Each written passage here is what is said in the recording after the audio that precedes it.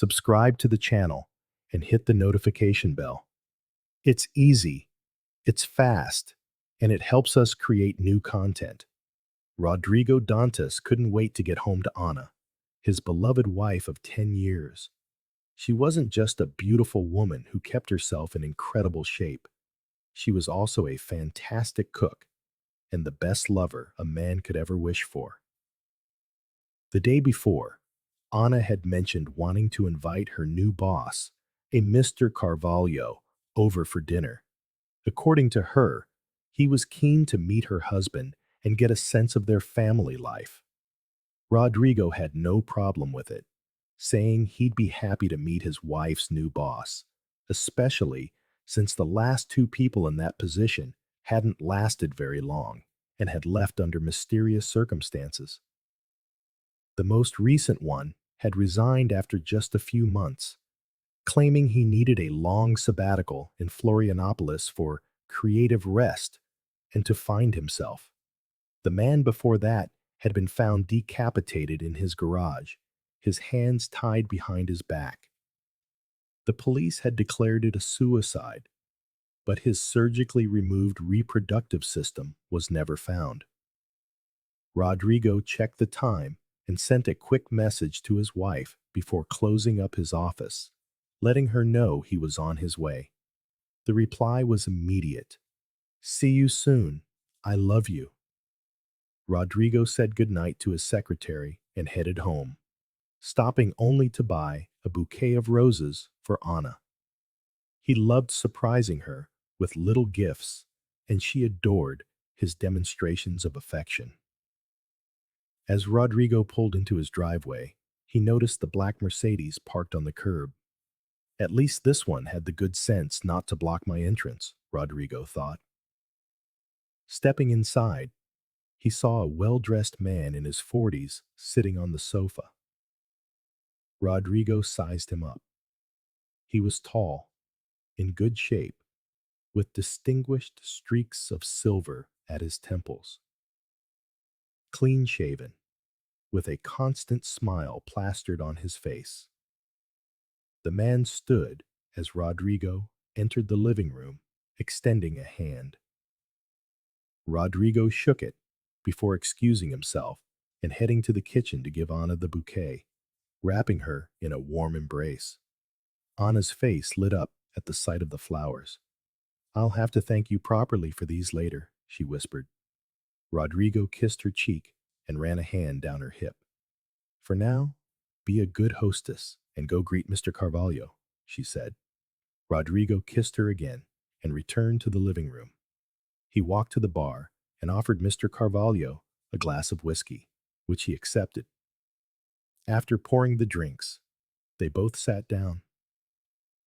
"You have one hell of a wife," Mr. Carvalho commented with a broad grin. "I have to agree," Rodrigo said. "She's my reason for living." "Then you'll understand why I'm going to tell you what I'm about to do," Mr. Carvalho said, his smile unwavering. "Oh? And what is that?" "I'm going to fuck your beautiful wife," Mr. Carvalho stated plainly.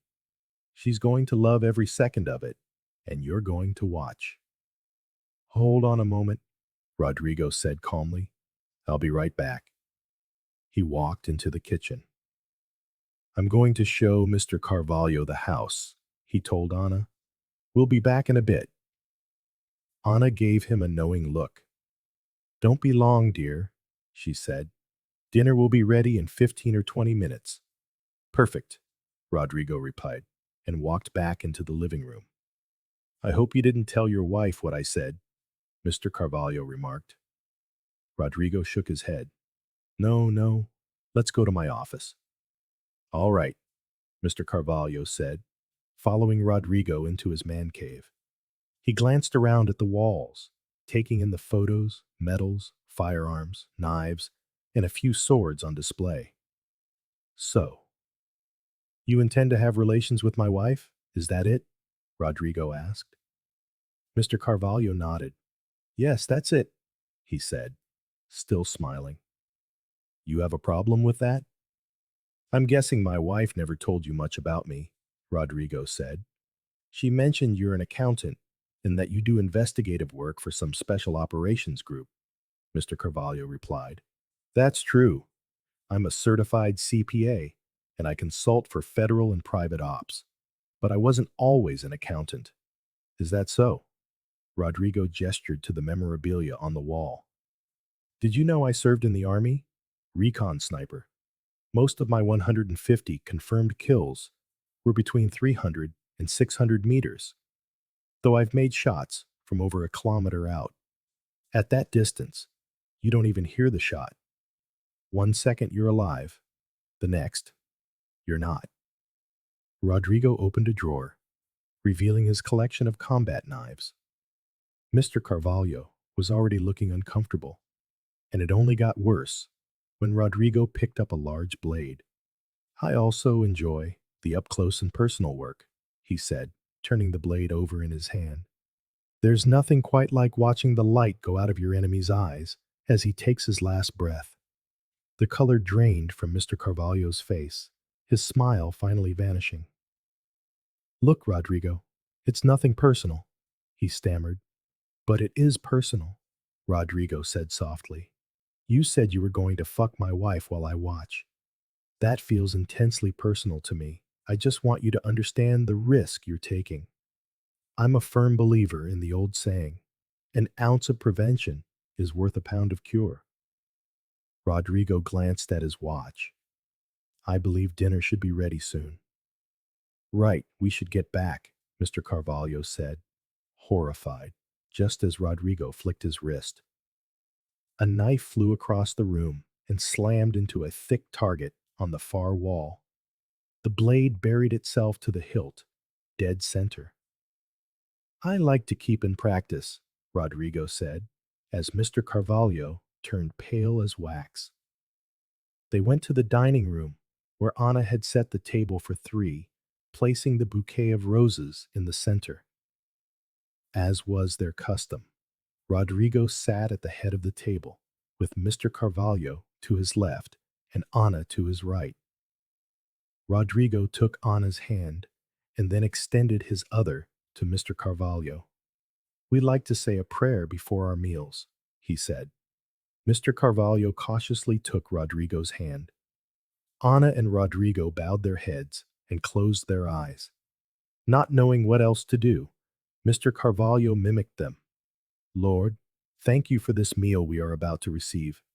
We thank you for the blessings upon our home and our family. May you continue to guide us with your wisdom and grace. Amen. I hope everyone enjoys it, Anna said, lifting the lids from the serving dishes to reveal a succulent roasted chicken, one of Rodrigo's favorites. I got an early start on this today. It's delicious, my love, Rodrigo said, taking a large bite. Don't you think so, Mr. Carvalho? You can smell the steam, can't you? Yes, it's wonderful. You're an amazing cook, Anna. Rodrigo noticed Mr. Carvalho's nervous glances as he complimented his wife. Don't worry, Mr. Carvalho, he said. I never hurt anyone at the dinner table. Right, darling? Anna nodded approvingly. No, not without good reason, she said. It can get messy, and I really hate trying to get blood out of this napkin, she added, holding up her linen. After all, it's over 100 years old.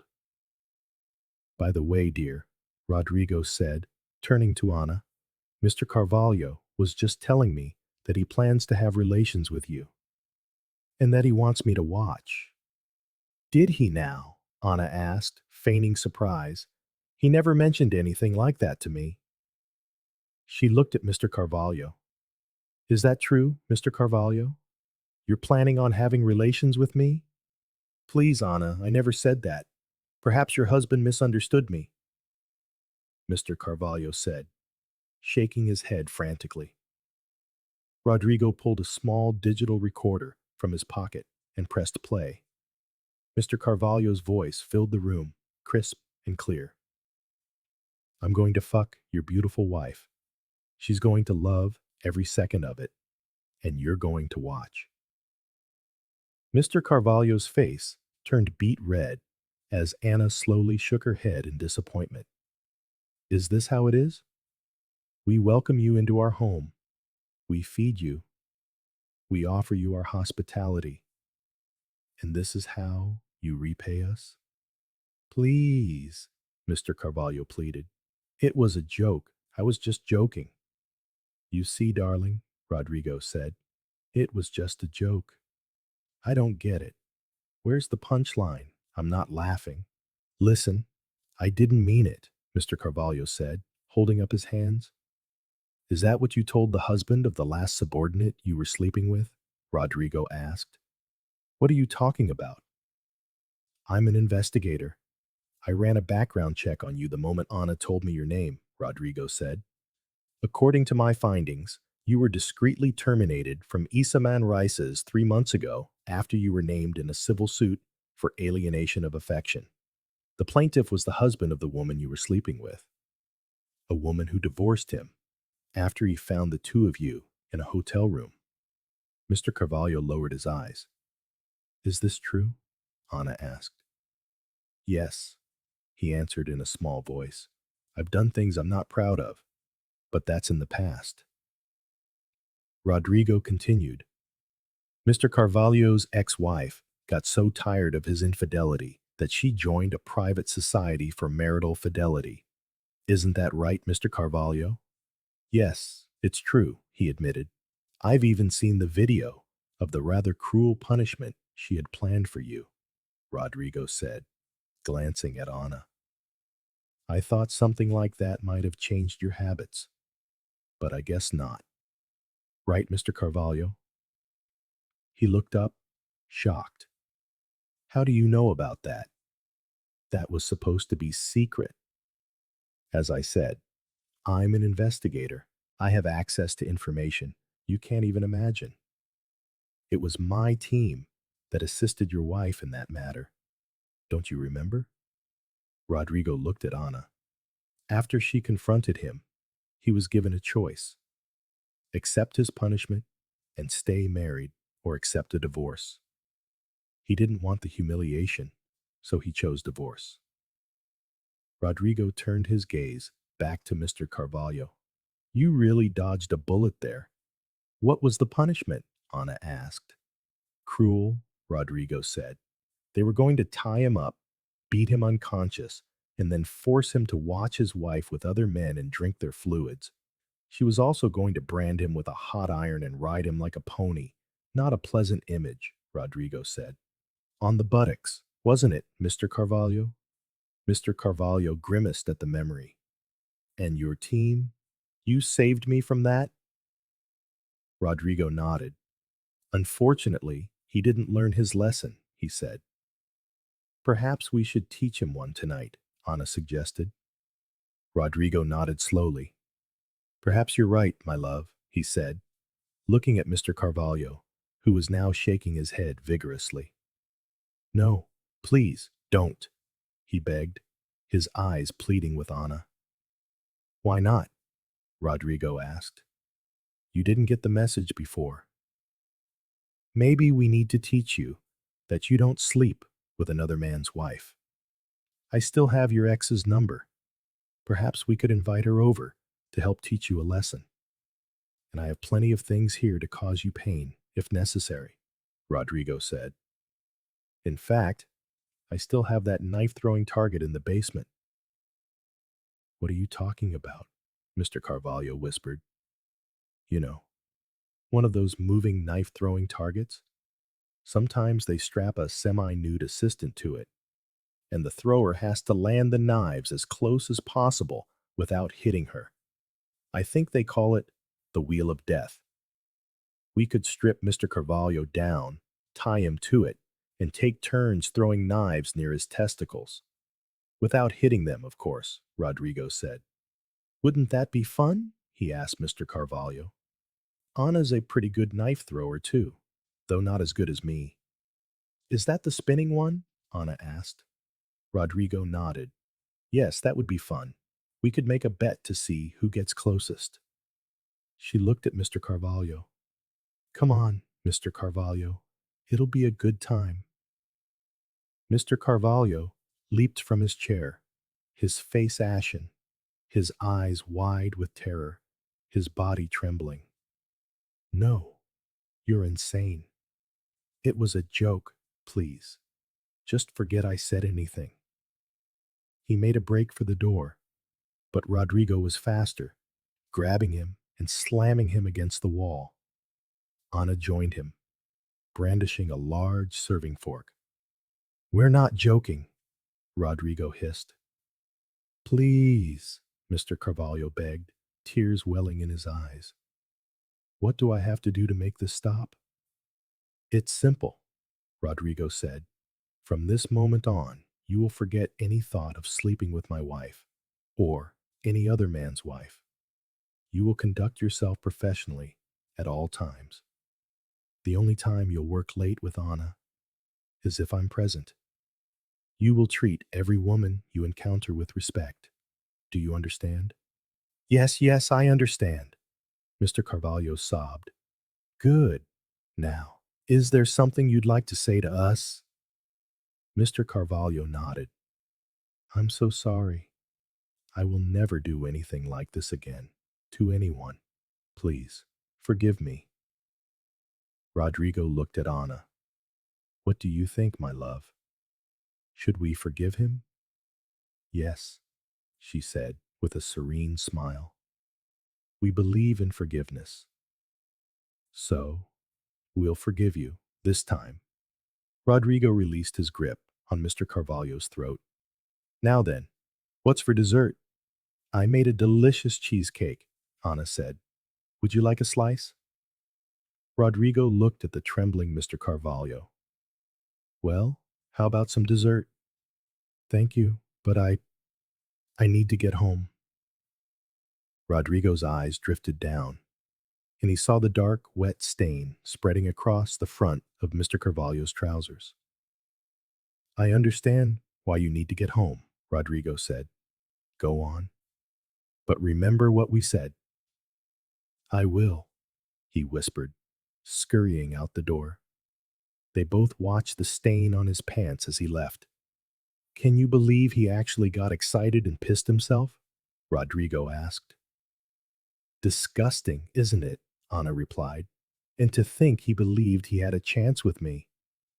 Maybe I'll bring a box of chocolates to the office tomorrow. Rodrigo laughed. As they heard the squeal of tires down the street, he looked at his beautiful wife. My God, I'm so turned on by you right now, Anna purred. She slipped her dress off her shoulders, letting it fall to the floor. Then she hiked herself up onto the dining table where Mr. Carvalho had been sitting, pushing his plate aside. She spread her legs wide and unhooked her bra. Take me, right now, she commanded. Rodrigo unbuckled his pants and moved toward her. Can this wait until tomorrow? He asked, pointing at the dinner plates. Anna shook her head. No, we'll clean up this mess, and then we'll go finish our dessert upstairs. Subscribe to the channel and hit the notification bell. It's easy, it's fast, and it helps us create new content.